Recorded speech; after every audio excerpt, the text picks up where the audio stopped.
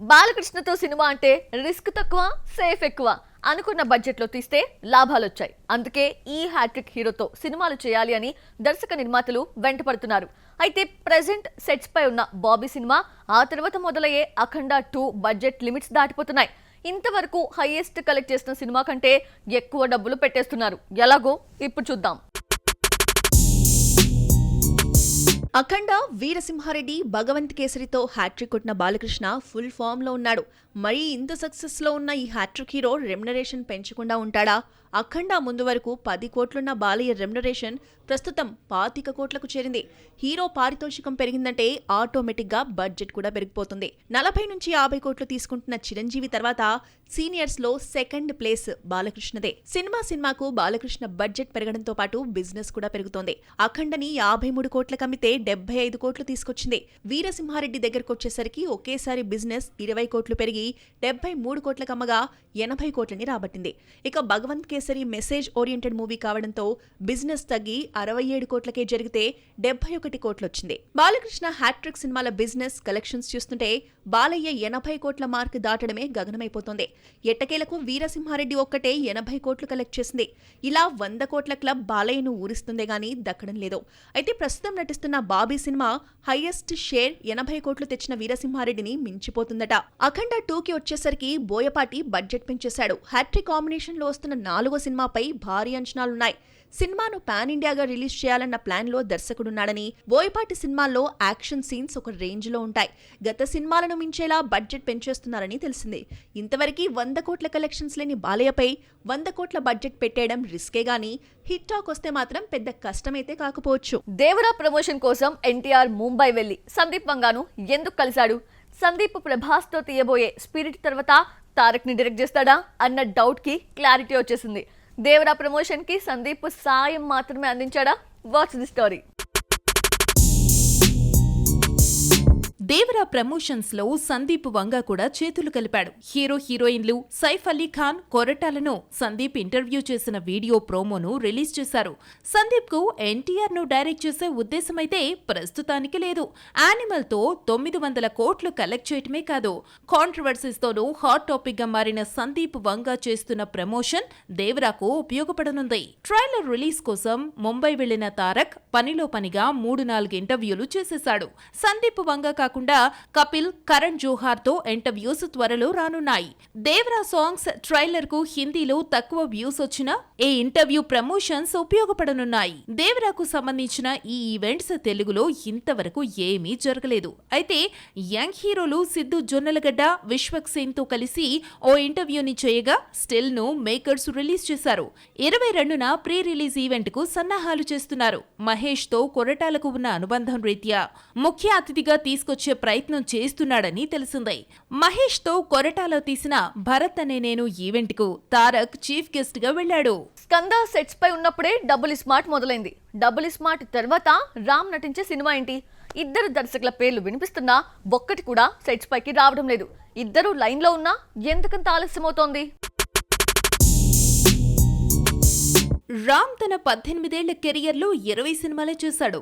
Dead స్లోగా వెళ్తున్న career ను స్పీడప్ చేయాలని డిసైడ్ అయ్యారు. డబుల్ స్మార్ట్ రిలీజ్ కాకుండానే ఇద్దరు దర్శకులను లైన్ లో పెట్టాడు.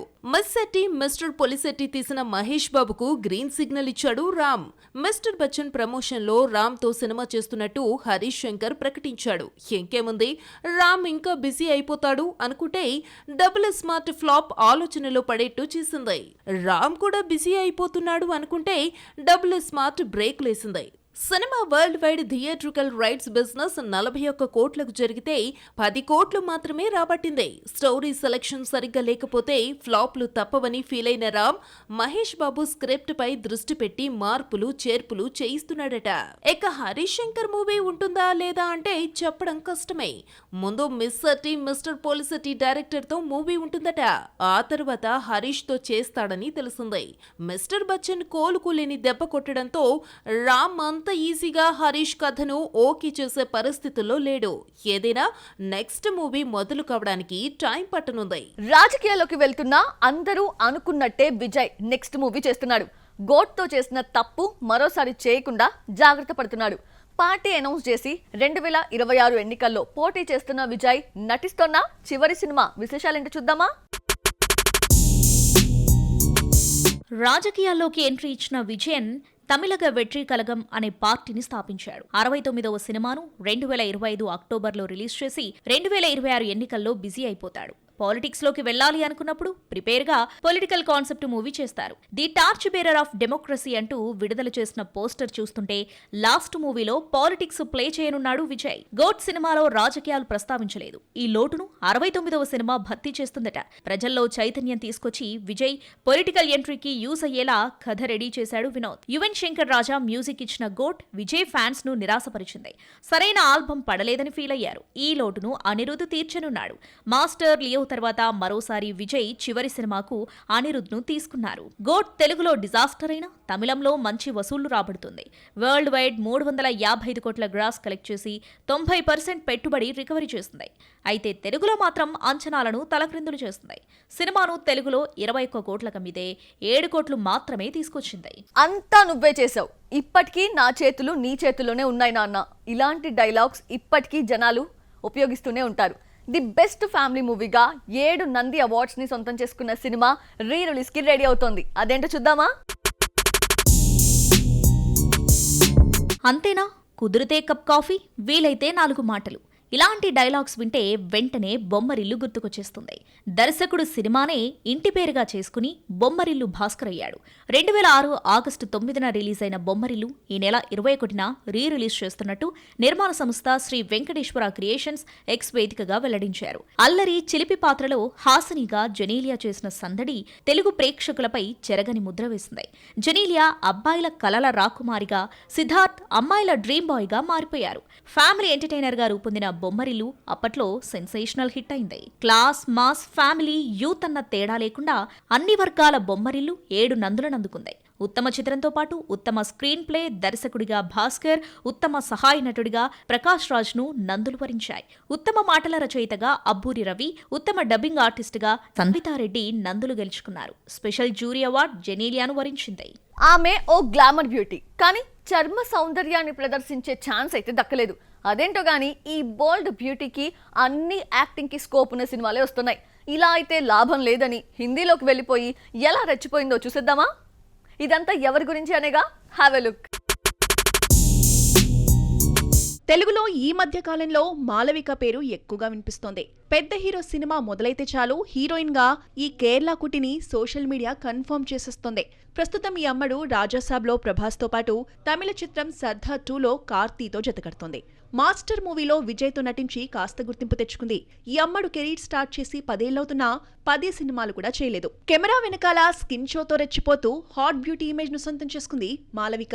10 సంవత్సరాల కెరీర్, ఇప్పటి వరకు చేసింది 10 సినిమాలే అయినా సౌత్ లోని లాంగ్వేజెస్ అన్నిటినీ చుట్టేసింది. ఈ నెల 20న రిలీజ్ అయ్యే యుద్ధ మూవీతో హిందీలో అదృష్టం పరీక్షించుకుంటోంది. ఇందులో హీరో సిద్ధాంత్ చతుర్వేదితో ఇంటిమేట్ ముద్దు సీన్స్ పై స్పందిస్తూ ఇలా యాక్ట్ చేయడం అంత ఈజీ కాదంటోంది మాలవిక. ఇంటిమేట్ సీన్స్ తీసేటప్పుడు సెట్ లో ఉండే ఇంటిమేట్ కోఆర్డినేటర్ ఎలా యాక్ట్ చేయాలో చెప్తూ ఉంటారని, కానీ ఎవరూ లేకుండా నటించాల్సి వచ్చిందని చెప్పుకొచ్చింది. సాథ్యా పాట గురించి చెప్పినప్పుడు సిద్ధాంత్ తాను కంగారు పడ్డాం, అసలు చేయగలమా అన్న డౌట్ కూడా వచ్చింది. ఒకవైపు సముద్ర తీరం, మరోవైపు చలి తీవ్రత ఎక్కువగా ఉండడంతో ఏదో రకంగా దర్శకుడు చెప్పినట్టు చేశామంటోంది మాలవిక. ఇంటిమేట్ సీన్స్ లో నటించడం అంత ఈజీ కాదని, నటీనటుల మధ్య మంచి అనుబంధంతో పాటు మంచి వాతావరణం కూడా ఉండాలంటోంది మాలవిక. పెద్ద హీరో మూవీలో 2 హీరోయిన్స్ ఉంటే ఒక హీరోయిన్ గా మాలవిక పేరును పరిశీలిస్తున్నారు.